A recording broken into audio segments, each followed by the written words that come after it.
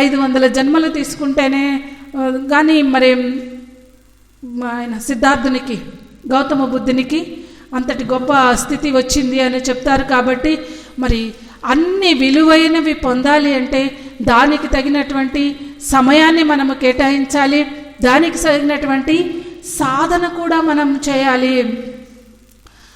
ఏవి చేయకుండా మాకేమీ రాలేదు అని చెప్పి మనం ఎప్పటికీ అలాంటి నిరుత్సాహము, ఈ నీరసము ఇలాంటివి ఉంటాయి కదా, అలాంటి భావనలోకి మనం అసలు వెళ్ళకూడదు.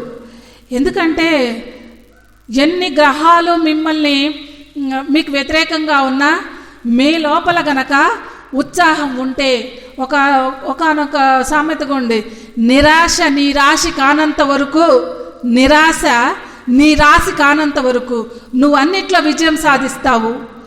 ఎప్పుడైతే నీలో నిరాశ ప్రవేశించిందో నువ్వు సింహరాశిలో పుట్టొచ్చుగాక, నువ్వు గొప్ప అద్భుతమైనటువంటి జాతకంలో నువ్వు ఉండొచ్చేమో, నిరాశ నీలోకి ప్రవేశించినమ్మటే నువ్వు ఓడిపోతావు అని చెప్తుంది.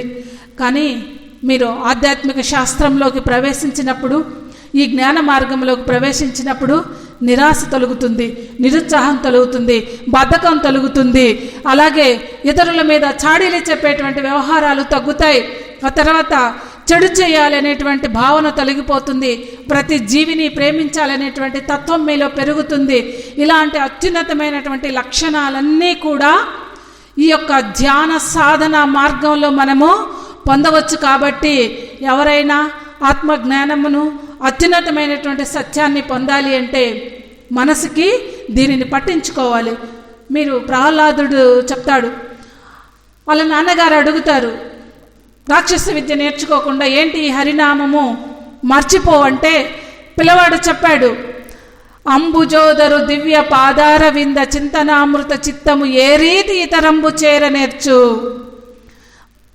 వాళ్ళ నాన్నగారు చెప్తున్నారు, ఒకసారి ఆ శ్రీహరి యొక్క నామస్మరణని పట్టుకున్న తర్వాత మనస్సు ఇంకొక వేరే దానికి ఎలా వెళుతుంది. ఆదివారం ధ్యానానికి రావాలి, ఏయో మాస్టర్స్ చెప్పే మాటలు వినాలని మీరు మనసుకు పట్టించుకున్నారు. ఇంకా ఆ మనసు వేరే చోటుకు వెళ్ళటానికి ఇష్టపడుతుందా? ఇష్టపడదు. ఎందుకు? మీ మనసు దేన్ని పట్టుకుంది? ధ్యానాన్ని పట్టుకుంది. మీ మనస్సు మంచిని వినాలని కోరుకుంటుంది. కాబట్టి మనస్సు ఏది పట్టుకుంటే అదే మన జీవితం. మన ఏవ మనుష్యానం బంధమోక్షయో. మనస్సుకి మనము స్వేచ్ఛను గురించి ఆలోచిస్తూ ఉంటే మనకు స్వేచ్ఛ లభిస్తుంది. నేను బంధాల్లో ఉన్నాను అనుకుంటే మనము బంధించబడి ఉంటాము. కనుక ఇక్కడ ఈ మనసుకు కూడా ఒక మంచి ట్రైనింగ్ అనేటువంటిది ఇవ్వటం మనకి జరుగుతుందన్నమాట. కనుక మనకు గురువులు ఏర్పాటు చేసినటువంటి మార్గం ఏదైతే ఉందో, ఈ మార్గంలో మనం నమ్మి విశ్వసించాలి. చెప్తారుగా, ఆవగింజంత విశ్వాసం మీలో ఉంటే పర్వతాలను సైతం పిండి కొట్టవచ్చు. ఎంత విశ్వాసము? ఆవగింజంతే. మీరంత కొండంత విశ్వాసం పెట్టుకోకర్లేదంట. ఎస్, నేను ఈ పని చేయటం ద్వారా నాకు ఆరోగ్యం వస్తుంది, నాకు సంపద పెరుగుతుంది, నాకు ఆత్మజ్ఞానం లభిస్తుంది. ఈ నమ్మకాన్ని మీరు పెట్టుకున్నట్లయితే, అది కొంచెం నమ్మకాన్ని పెట్టుకున్నా కానీ అది మీ జీవితంలో ఉండేటువంటి అన్ని సమస్యలను తొలగించి ఉన్నతంగా మనల్ని నిలబెడుతుంది. కనుక ఇక్కడ మనకి సమస్య ఏంటి అంటే నమ్మకం ఒకటి, విశ్వాసం ఒకటి. నమ్మకము విశ్వాసం రెండు కంటికి కనిపించేవి కాదు, చూపించేవి కాదుగా. ఎవరికో జరిగినవి చూసి మనం నమ్ముతున్నాం. కానీ మనం కూడా సాధన చేస్తే మన జీవితాల్లో కూడా అలాంటి అద్భుతాలు జరుగుతాయి. మనకు కావాల్సింది విశ్వాసము. అందుకే మనకి భగవద్గీత మొత్తం చాలా చెప్తూ ఉంది. అనన్య చింతయంతో మాం, నువ్వు అన్ని చింతలు వదిలేసి, అనన్య చింతయంతో, ఎన్నో చింతలున్నాయి, ఎన్నో విషయాలున్నాయి, అన్ని చింతలను మీరు వదిలేసి నన్నే స్మరిస్తే, అంటే ఎవరైతే ఆత్మధ్యానం చేస్తారో వారిని ఈ ఒడ్డు నుంచి ఇంకొక ఒడ్డు కంటే ఇప్పుడున్నటువంటి ఈ క్లిష్ట పరిస్థితి నుంచి ఇంకా ఉన్నతమైనటువంటి పరిస్థితికి తీసుకువెళ్తారు. అంటే నువ్వు ఎప్పుడూ కూడా నేను పాపిని అంటే నువ్వు పాపంలో కూరుకుపోతావు. నేను సాధించగలను, నేను గెలవగలను అనుకుంటే నువ్వు గెలుస్తావు. ఇది నీ వాస్తవాన్ని నువ్వే సృష్టించుకుంటున్నావు అనేటువంటి ఒక సిద్ధాంతం మనకి విస్తృతంగా చేత్ నాలెడ్జ్ మొత్తం ఇదే చెప్తుంది.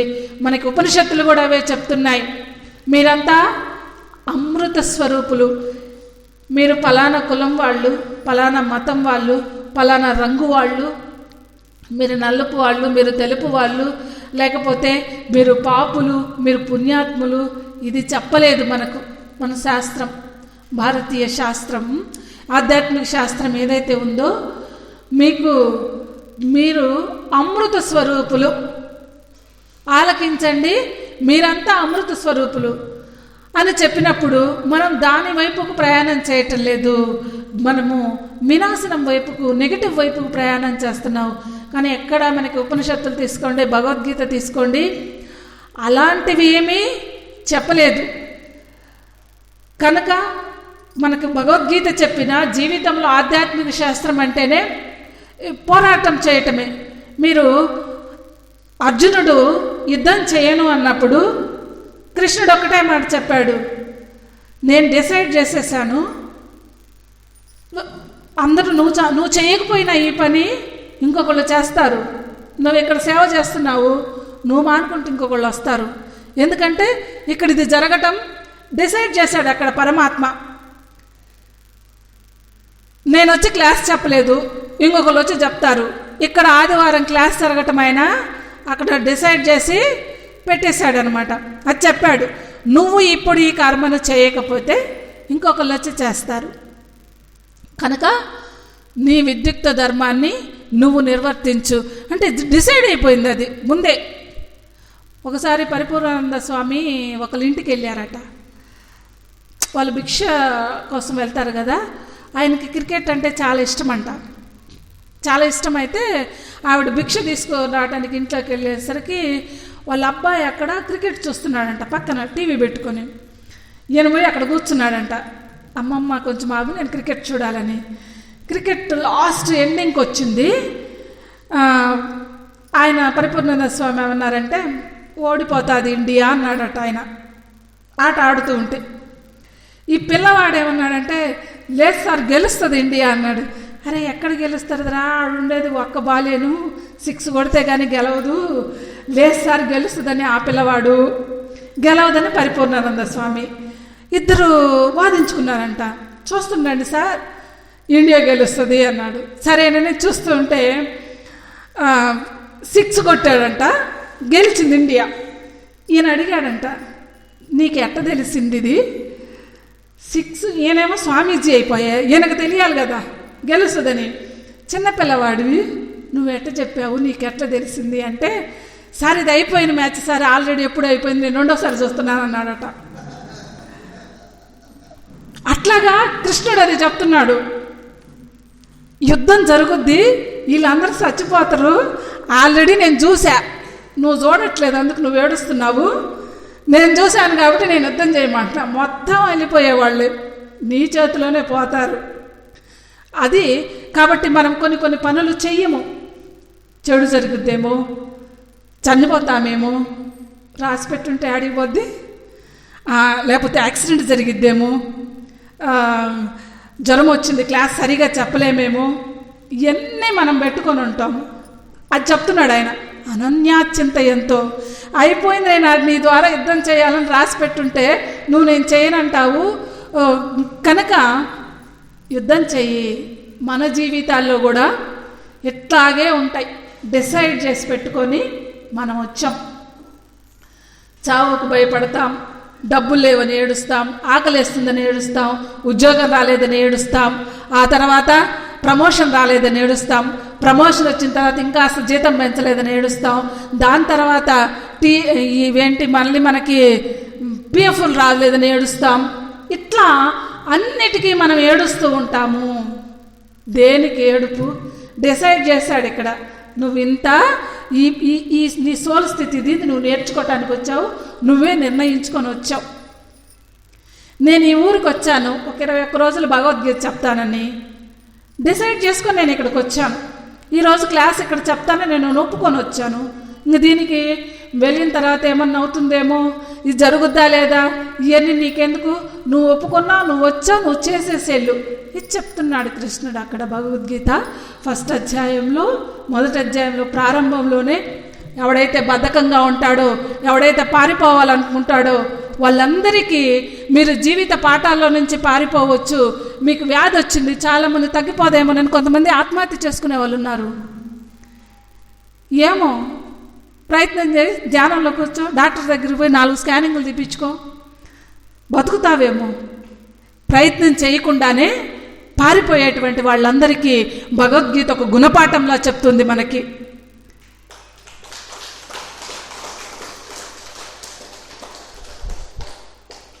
సారీ, ఎంత టైం ఉందో నాకు తెలీదు, ఆపేస్తాను. భోజనం సమయం అయింది కాబట్టి. ఇంకేముంది, మీరు ఎవరైనా మాట్లాడవచ్చు. ఓకే, అంటే మన జీవితం నేర్పించే పాఠాల నుంచి దూరంగా పరిగెత్తొద్దు, పారిపోవద్దు, నిలబడండి అని చెప్తుంది. ఎందుకు భగవద్గీత అనేటువంటి దానికి ఇంత గొప్ప స్థానం వచ్చింది అంటే, ఇంత గొప్ప స్థాయి వచ్చింది? పారిపోతాను, నేను పని చేయను అని చెప్పినటువంటి అర్జునుడి చేత అప్పటికప్పుడే నువ్వు చెప్పింది నేను చేస్తా కృష్ణ అని చెప్పి అనిపించాడు. అలా ఎవరైతే అనిపిస్తారో, అలా ఎవరైతే శిష్యుడిని ఉత్తేజపరిచి కార్యవంతులను చేస్తారో వాళ్ళని జగద్గురువులు అంటారు. అలాగా పత్రిజీ గారు కూడా కొన్ని వేల మంది మాస్టర్స్ని తయారు చేసి మొత్తం చేత అద్భుతమైనటువంటి వర్క్ చేపిస్తూ ఉన్నారు. భగవద్గీత చదివితే ఏమవుతుంది? మీ బుద్ధి శుద్ధి అవుతుంది, శుభ్రపడుతుంది. శరీరానికి స్నానం చేస్తాము, శుభ్రం చేసుకుంటాము. మనసుకి శుభ్రం ఏం చేయాలి అంటే భగవద్గీత, ఉపనిషత్తులు, రామాయణ మహాభారతాదులను మనము చదువుకోవాలి. ఎందుకంటే మనం ఈ సందర్భంలో భారతదేశం యొక్క ప్రత్యేకతను కూడా చెప్పుకోవాలండి. మన గొప్పతనాన్ని మన గురించి మనం చెప్పుకోకపోతే ఎవరు చెప్పుకుంటారు? ప్రపంచమంతా కూడా అంధకారంలో ఉన్నప్పుడు మన దేశంలో ఈ ఆధ్యాత్మిక విద్య అనేది పుట్టినది. ఆయన చెప్తారు, ఏ దేశమేగినా ఎందుకు ఆలిడినా పొగడరా నీ తల్లి భూమి భారతిని, నిలుపరా నీ జాతి నిండు గౌరవము. ఈ నేల పుట్టింది సీత, రూపు కట్టింది దివ్య భగవద్గీత అన్నాడు ఆయన. అంటే ఈ నేలలోనే పరమ పావని పతివ్రత అయిన సీతాదేవి పుట్టింది, ఈ నేలలోనే దివ్య భగవద్గీత పుట్టింది, ఈ నేలలోనే అద్భుతమైనటువంటి వేదాలు పుట్టాయి, ఈ నేలలోనే ప్రపంచాన్ని వెలుగునిచ్చేటువంటి ఉపనిషత్తులు పుట్టాయి. కాబట్టి పొగడరా నీ తల్లి భూమి భారతిని అని చెప్పేసేసని రాయప్రోలు సుబ్బారావు గారు అద్భుతంగా చెప్పారు. మరి ఎందుకు భారతదేశానికి ఇంత దివ్యత్వం వచ్చింది అంటే అద్భుతమైనటువంటి ఆధ్యాత్మిక జ్ఞానంలో ఇక్కడ యోగులు, ఋషులు, జ్ఞానులు పుష్కలంగా ఉన్నారు. అందుకే ఒక ఆయన అన్నారట, మీరు భారతదేశాన్ని చూడాలి అంటే నగరాల్లోకి వెళ్ళి చూడొద్దు, యోగుల ఆశ్రమాల్లోకి వెళ్ళి చూడండి అన్నాడట. ఇవన్నీ యోగుల ఆశ్రమాలే. పిరమిడ్స్ కావచ్చు, తర్వాత పోతే ఆలయాలు కావచ్చు, యోగులు నివసించేటువంటి ఆశ్రమాలు కావచ్చు, ఇలాంటి చోట్లకు వెళ్ళండి. మీరు భారతదేశం యొక్క అత్యున్నత స్థితి ఏంటో మీకు తెలుస్తుంది, ఆ ఆచార వ్యవహారాల్లో ఉండేటువంటి సత్యం ఏంటో మీకు బోధపడుతుంది అని చెప్పారు. మరి ఒక పిల్లవాడు ఒక స్వామీజీని అడిగారు, ఏంటండి మీరు మనకేంటి మన భారతదేశంలో ఉన్నటువంటి సాంప్రదాయం ఏంటి, ఏ కార్యక్రమాన్ని పెట్టినా జ్యోతి ప్రజ్వలన చేస్తాం, పెద్ద జ్యోతి పెట్టి. పిల్లవాడు అడిగాడంట స్వామీజీని, మీకు ఇది లేదా? ఇన్ని లైట్లు వెలుగుతున్నాయి, పైనుంచి సూర్యుడి లైట్ కూడా వెలుగుతుంది, కానీ ఇక్కడ జ్యోతి ఎందుకు వెలిగించారు అని అంటే స్వామీజీ చెప్పారట, చూడు నాన్న, ఇప్పుడు బల్బు ఉంది, ఇంకో బల్బు ఉంది, వేసపై బల్బు పక్కన పెడితే బల్బు వెలిగిద్దా? ఎలగదు. అదే జ్యోతి పక్కకి తీసపోయి ఇంకొక జ్యోతిని వెలిగించవచ్చు. అలాంటి జ్యోతుల్ని, వందలాది జ్యోతుల్ని మీరు వెలిగించవచ్చు. అలా వెలిగించినా కానీ ఆ వెలుగు ముందు జ్యోతి ఏమన్నా వెలుగు తగ్గుతుందా? కాంతి తగ్గుతుందా? తగ్గదు. అలాగే ఇక్కడ ఉండేటువంటి ఈ ఆధ్యాత్మిక సత్యం ఏదైతే ఉందో, ఒక్కళ్ళకి నేర్పిస్తే ఆ ఒక్కళ్ళ నుంచి వందలాది మందికి అది ఆ వెలుగును అందిస్తుంది. కాబట్టి దానికి ప్రతీకగా ఈ యొక్క జ్యోతి ప్రజ్వలన చేస్తున్నాము అని చెప్పారట స్వామీజీ. అందుకే ఒక్కరికి ఆత్మజ్ఞానం అందిస్తే వేల మంది ఆత్మజ్ఞానులు అవుతారు. అర్జునుడికి ఒక్కడికే భగవద్గీత చెప్పింది. అక్కడ ఎవరైనా ఉన్నారా? అంత సైన్యమే ఊరు వినలేదు. అర్జునుడు విన్నాడు, జెండా మీద ఉండే ఆంజనేయుడు విన్నాడు, ఆ తర్వాత ఇంకెవరు విన్నారు?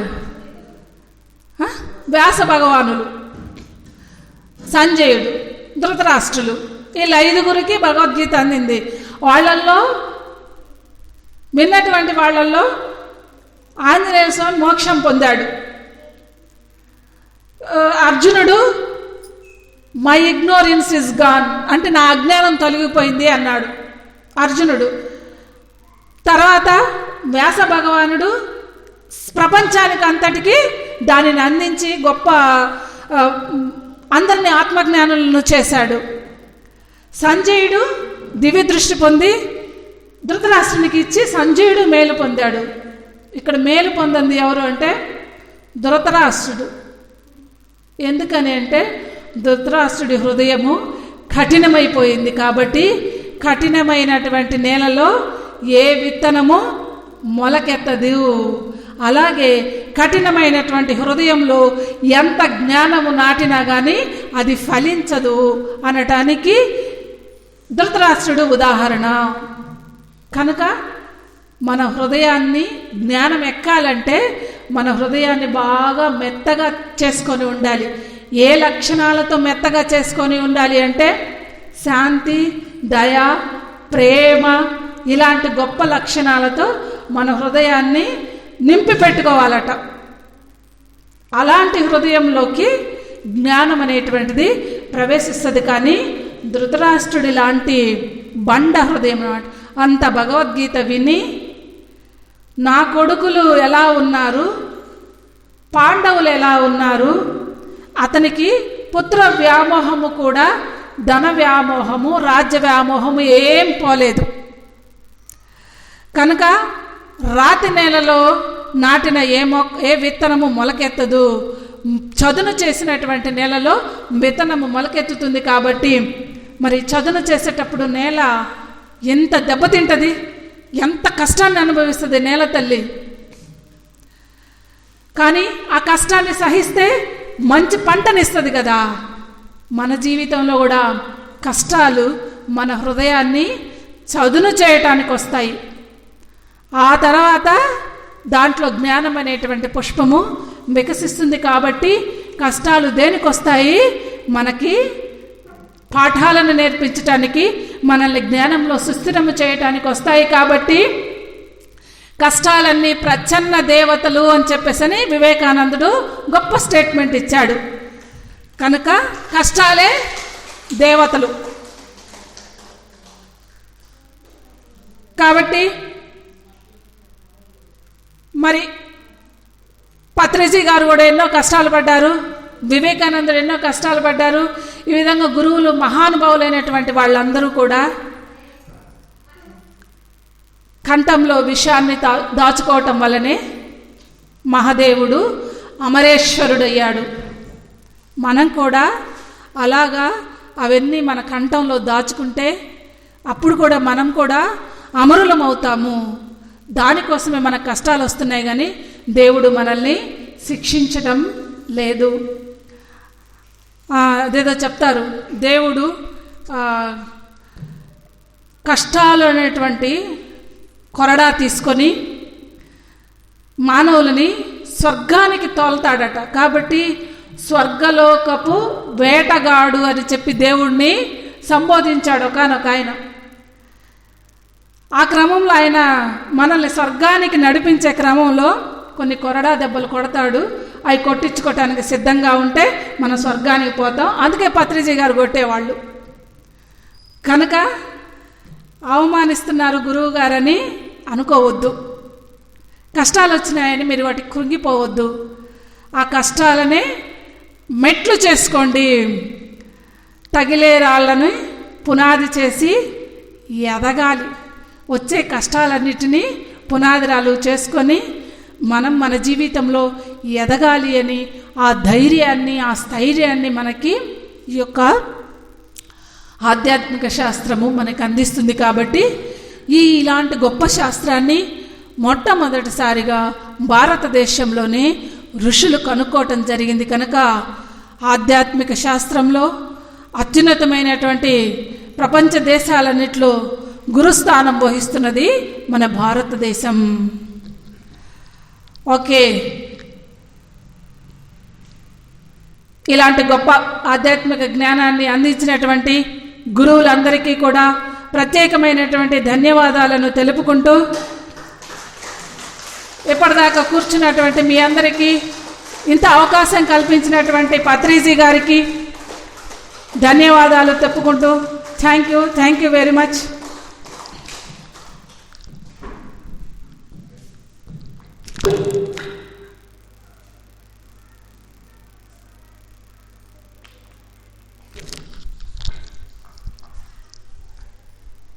మనకి కనిగిరి నుంచి వచ్చి చాలా అద్భుతమైన ఉత్సాహపూరితమైన జ్ఞానాన్ని అందించిన శైలజ మేడం గారికి హృదయపూర్వకంగా కృతజ్ఞతలు చెప్తాం. పతంజలి యొక్క అష్టాంగ మార్గం దగ్గర నుంచి నేటి భగవద్గీత వరకు అన్నిటినీ స్పృశిస్తూ వాటి యొక్క జ్ఞానాన్ని, అంతరార్థాలని చాలా చక్కగా అద్భుతంగా వివరించారు.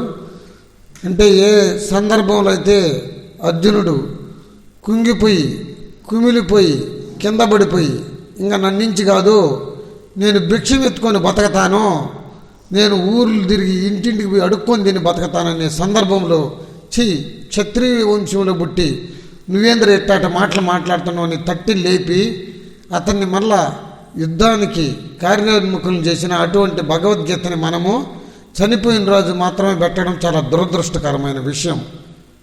చనిపోయినప్పుడు బయటికి తీసేది. భగవద్గీత ఎక్కడైనా పాడతారంటే అక్కడ ఎవడో చనిపోయినరు అనే స్థితికి తీసుకొచ్చారు లాస్ట్కి. అంతా అటువంటి బాధాకరమైన అంశము పైనుంచి శ్రీకృష్ణుడు బాధపడుతుండు. వీళ్ళేందరూ నేను ఇటువంటి స్థితిలో నేను భగవద్గీత చెప్పింది, చనిపోయే వాళ్ళని తట్టి లేపే స్థితిలో నేను భగవద్గీత చెప్తే చనిపోయిన వాళ్ళ దగ్గర క్యాసెట్లు పెట్టి వీళ్ళు ఇది శ్లోకాలకి నాందిగా చెప్తున్నారు. అందుకని మేడం గారు చాలా చక్కగా దాని గురించి బ్రహ్మాండంగా వివరించారు. వారికి ధన్యవాదాలు.